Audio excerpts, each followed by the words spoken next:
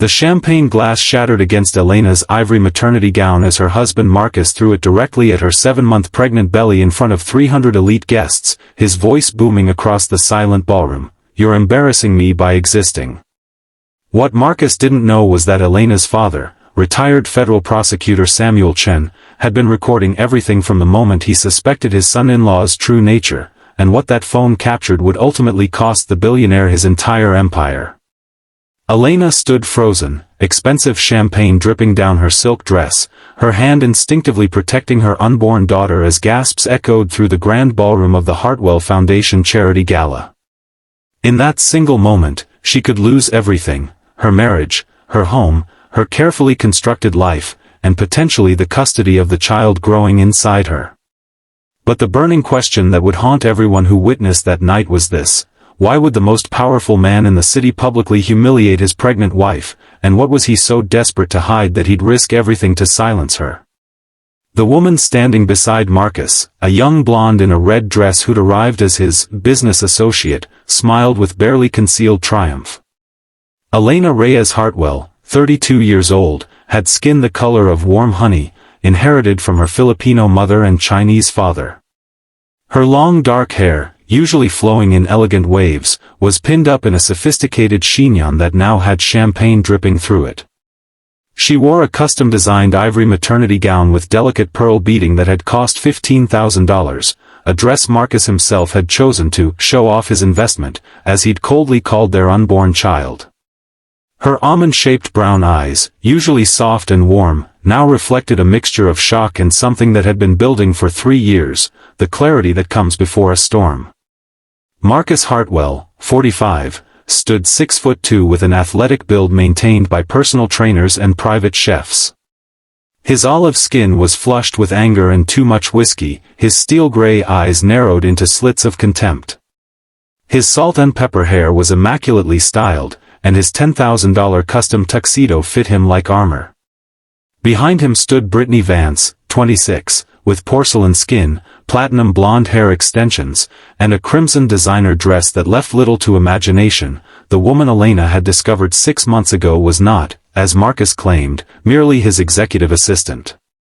Samuel Chen, 68, watched from 30 feet away, his weathered face betraying nothing despite the fury building inside him. His silver-streaked black hair was neatly combed, his modest but well-tailored black suit a stark contrast to the excessive wealth surrounding him. His dark eyes, the same ones Elena had inherited, recorded everything through the phone he'd hidden in his pocket, the lens peeking out just enough. After 40 years of prosecuting the corrupt and powerful, he knew exactly how to build an airtight case. The night had begun beautifully. Elena had spent hours preparing, hoping desperately that tonight would be different, that Marcus would finally show her the man she'd fallen in love with 4 years ago. She remembered their first meeting. She'd been a social worker advocating for underprivileged children, and he'd been the anonymous donor who'd single-handedly funded her entire youth center. He'd seemed so kind then, so genuinely interested in making the world better. He'd brought her flowers every day for 2 months. He'd cried at their wedding.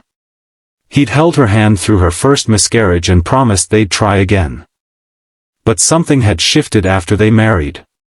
The flowers stopped. The kind words became criticisms. His business trips grew longer and more frequent. And when Elena finally became pregnant after 2 heartbreaking losses, Marcus had looked at the positive test not with joy, but with something resembling inconvenience. Still, she'd made excuses. He was stressed. His company was expanding. He'd change once the baby arrived. "Marcus, please," Elena whispered, her voice barely audible as champagne soaked through her dress to her skin. "We can discuss whatever's wrong at home. Not here." "Not here?" Marcus laughed, a cruel sound that echoed off the crystal chandeliers. "You want to hide at home like you always do? Like the pathetic, boring housewife you've become?" He stepped closer, his expensive cologne mixing with the sharp scent of alcohol on his breath. "I gave you everything. Everything. And you can't even give me a son." The words hit harder than any physical blow.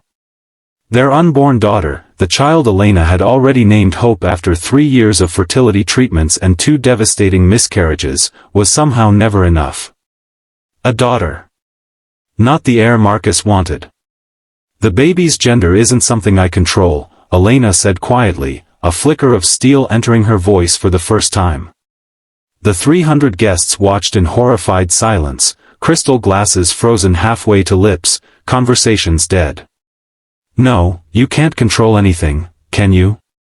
Marcus sneered. He gestured toward Brittany, who was now openly clutching his arm. Unlike some women who actually know how to make a man happy. The confirmation was public now. Undeniable. 300 witnesses to her husband's affair, to her humiliation, to the moment her entire world crumbled. Elena felt her knees weaken, but she locked them, refusing to fall. Samuel Chen had seen enough. He'd suspected for months, ever since Elena had started calling less frequently, her voice growing quieter each time. He'd seen the light dimming in his daughter's eyes at family dinners, noticed how she flinched when Marcus raised his voice. Tonight, he'd positioned himself carefully, recording hours of footage that captured every interaction, every cruel word, every public display of Marcus's true character. But what happened next made his blood run cold. Marcus grabbed Elena's arm roughly, his fingers digging into her flesh with enough force to leave bruises. "We're leaving. Now. I won't have you embarrassing me anymore. Take your hands off my daughter." Samuel's voice cut through the ballroom like a judge's gavel. He stepped forward, positioning himself between Marcus and Elena, his phone still recording from his pocket. "Now." Marcus released Elena with a shove that nearly sent her stumbling. "Stay out of this, old man. She's my wife. My property." "She's no one's property," Samuel replied calmly, though his hands were shaking with decades of controlled rage. "And if you ever touch her again, I will personally ensure you spend the rest of your life watching your empire crumble from a prison cell." Marcus laughed. "You? A retired prosecutor? Against my team of lawyers? Don't make me laugh." Samuel said nothing. He simply helped Elena toward the exit, his arm protective around her shoulders. Behind them, Marcus called out one final threat that would prove to be his undoing. "Walk out that door, Elena, and I'll make sure you never see that baby. I own the judges in this city. I own everyone. You'll have nothing. You'll be nothing." Elena paused at the door, her hand resting on her belly. For one terrible moment, fear flickered across her face. The threat was real, Marcus's connections ran deep, his wealth seemingly unlimited. He'd bought his way out of every scandal, silenced every accuser, eliminated every obstacle. What chance did she have? But then she felt her daughter kick, strong and determined, right against her palm. And something inside Elena shifted. She turned back to face her husband, and for the first time in years, her voice rang clear and strong across the silent ballroom. "You're right, Marcus. I will have nothing. Nothing of yours." She straightened her spine, champagne-soaked dress and all. "But I'll have everything that matters." She walked out into the night, not knowing that the next 6 months would become the most brutal legal battle in the city's history, and that the phone in her father's pocket contained evidence that would shake the foundations of Marcus Hartwell's untouchable empire. The first cliffhanger *.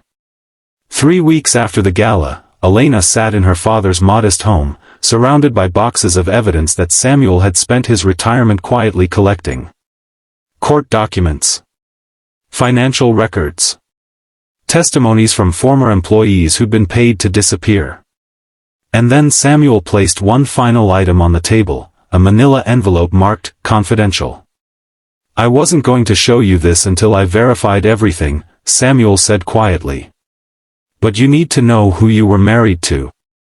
Elena opened the envelope with trembling hands. Inside were photographs, bank statements, and a police report that had been buried 17 years ago. As she read, the color drained from her face.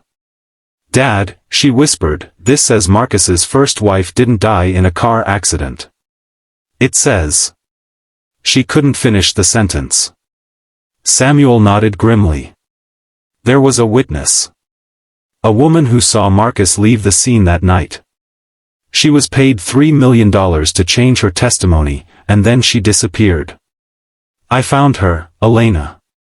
She's living in witness protection under another name, and she's willing to testify." The implications were staggering. Elena hadn't just married a cruel man, she'd married someone capable of something far worse. And if this was true, then her unborn daughter wasn't just at stake in a custody battle. Their very lives might be in danger. But before Elena could process this revelation, her phone buzzed. An unknown number. Against her father's advice, she answered. "Elena." Marcus's voice was cold, calculated. "I know what your father found. I know about the witness. And I want you to know," he paused, letting the silence stretch, "I always clean up loose ends. All of them." The line went dead. And in that moment, Elena realized this was no longer about a divorce. This was about survival. The months that followed were a blur of safe houses, courtroom appearances, and sleepless nights. Samuel Chen, despite being 68 years old, worked with the ferocity of a man half his age. He assembled a legal team of former colleagues, prosecutors who'd retired rather than be corrupted by men like Marcus Hartwell. They worked pro bono, driven by the same fire that had fueled Samuel's entire career, justice for those who couldn't fight for themselves. Marcus's lawyers were relentless. They filed motion after motion, attempting to drain Elena's resources and break her spirit. They accused her of mental instability, of being an unfit mother, of fabricating evidence. Tabloids, owned by Marcus's business associates, published stories painting Elena as a gold digger who'd trapped a billionaire with pregnancy. But Elena had something Marcus hadn't counted on, a community that remembered who she truly was. Former colleagues from the youth center came forward to testify to her character. Mothers whose children she'd helped sent letters by the hundreds. And slowly, the tide began to turn. The witness Samuel had found, Margaret Collins, now living as Mary Thompson, agreed to testify despite the risk. Her statement was damning. She'd seen Marcus arguing with his first wife, Catherine, in their car that night. She'd seen him grab the steering wheel. She'd watched the car veer off the road and crash into a concrete barrier. And she'd seen Marcus walk away without so much as checking if his wife was alive. "Why didn't you come forward sooner?" the prosecutor asked during her deposition. Margaret's eyes filled with tears. "Because Marcus Hartwell told me he'd kill my daughter if I said a word. She was 16 at the time. A child. I couldn't take that risk." She looked at Elena, her gaze heavy with guilt and compassion. "But when I heard about you, about your baby, I couldn't stay silent anymore. No more women should suffer because I was afraid." The evidence mounted. The Gala footage went viral after someone leaked it, turning public opinion sharply against Marcus. His business partners began quietly distancing themselves. His stock prices plummeted. And 3 major banks announced investigations into his financial dealings. But Marcus wasn't finished. 2 weeks before Elena's due date, she woke in the middle of the night to find smoke filling the safe house. The fire had started in the basement, and by the time the firefighters arrived, the entire first floor was engulfed in flames. Elena escaped through a window with seconds to spare, her nightgown singed, her lungs burning, her arms wrapped protectively around her belly. The fire was ruled arson. The accelerant matched chemicals found in a warehouse owned by one of Marcus's subsidiaries. But without definitive proof of who had started it, Marcus remained free. Elena, shaken but unbroken, was relocated to a federal facility under witness protection. Her father stayed by her side, sleeping in a chair beside her bed, his hand never far from the phone that had started this entire battle. "I'm sorry, Mija," Samuel said one night, his voice cracking for the first time. I should have seen what he was sooner. I should have protected you. Elena took her father's weathered hand in hers. You're protecting me now, Dad. That's all that matters. Hope was born on a rainy morning in October, arriving 2 weeks early as if she couldn't wait to enter the world and meet her mother. She had Elena's honey skin, Samuel's determined eyes, and a cry so loud that the nurses joked she'd make an excellent lawyer someday. Elena held her daughter for the first time and wept, not from sadness, but from a love so overwhelming it felt like her heart might burst. This tiny person, this perfect miracle, had survived everything Marcus had tried to do. She was here.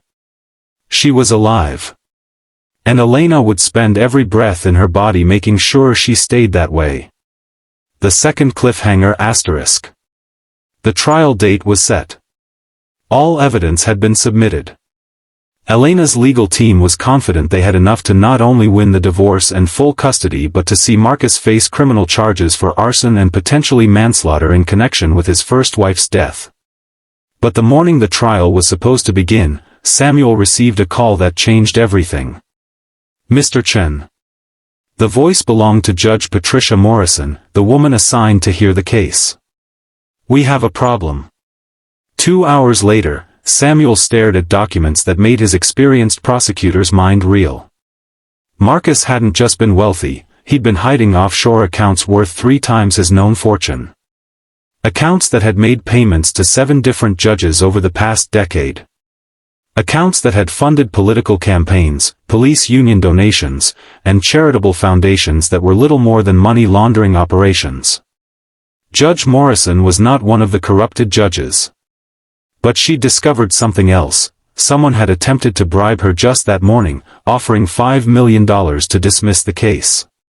She'd recorded the conversation and immediately reported it to federal authorities. This goes deeper than one man, she told Samuel. Marcus Hartwell isn't just a billionaire with anger issues. He's the public face of an entire network of corruption.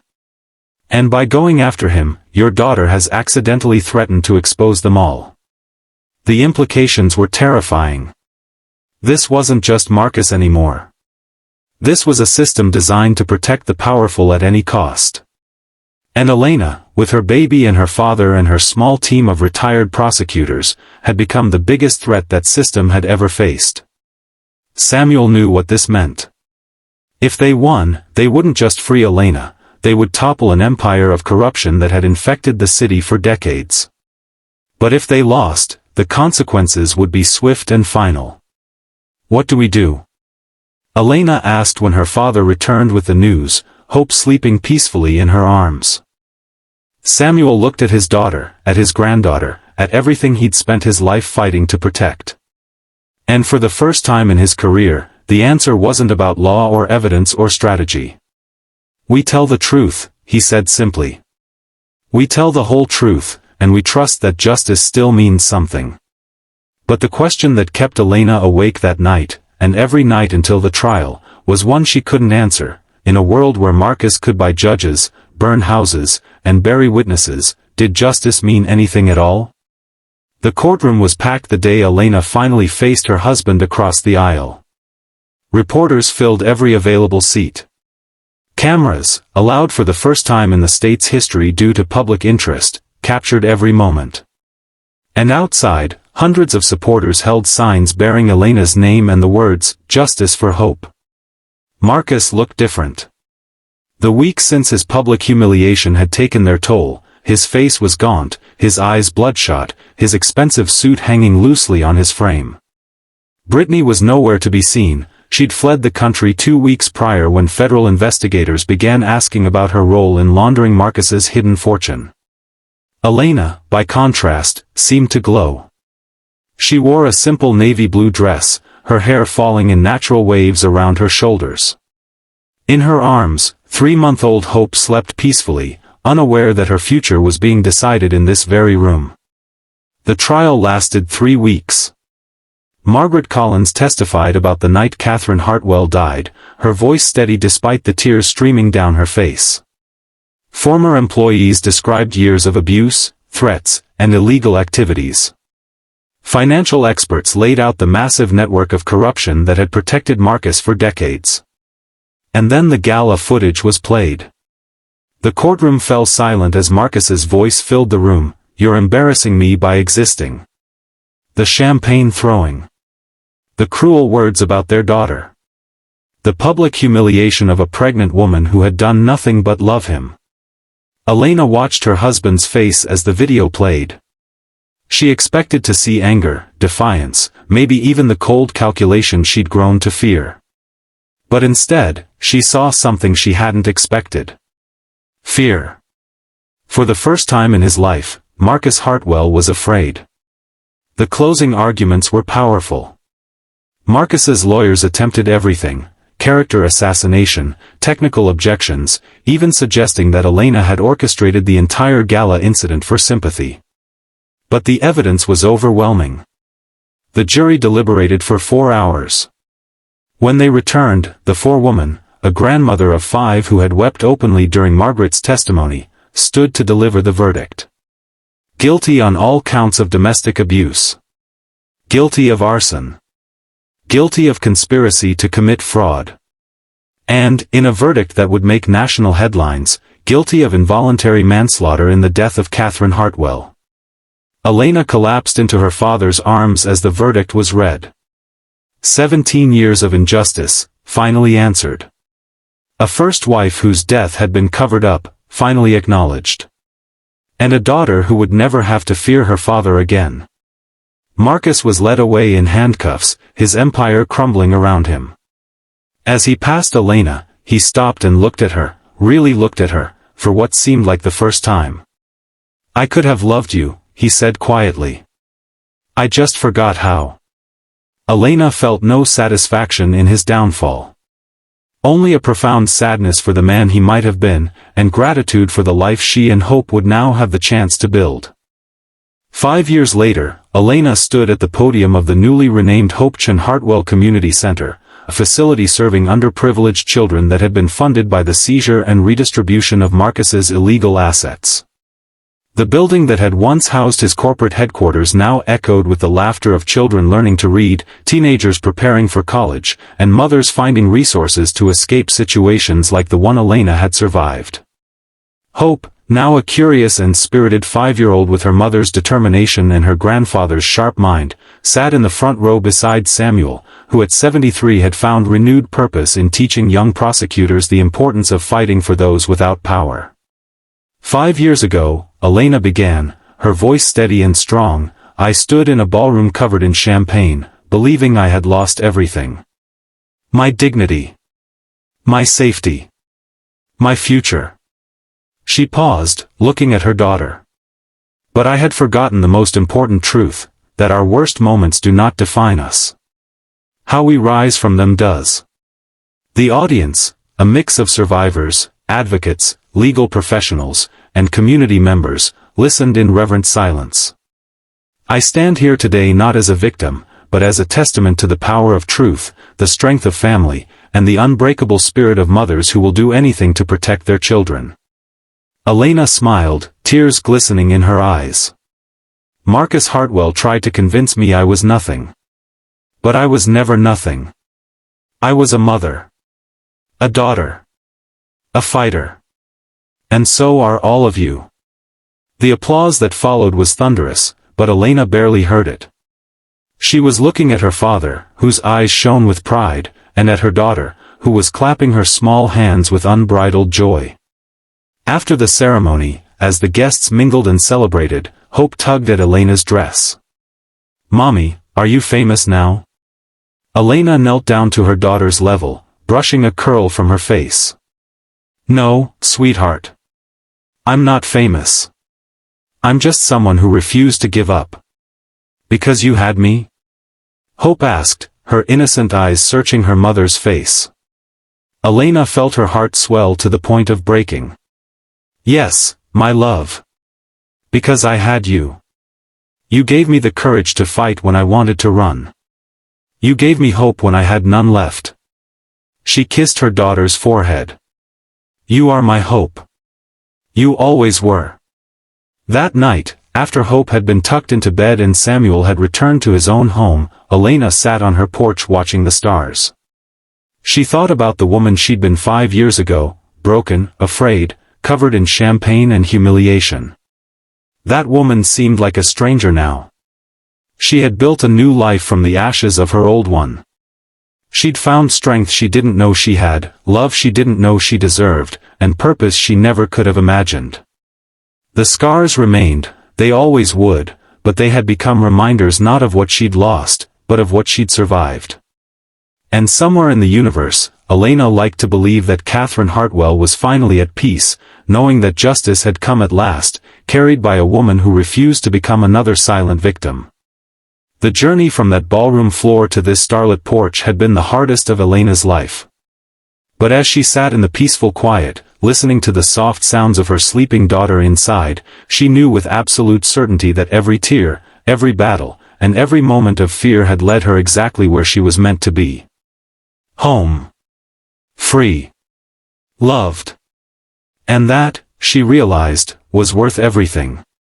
If this story touched your heart, if Elena's journey from humiliation to triumph moved you, then hit that like button and subscribe to join a community that believes in the power of resilience, the strength of family, and the triumph of truth over cruelty.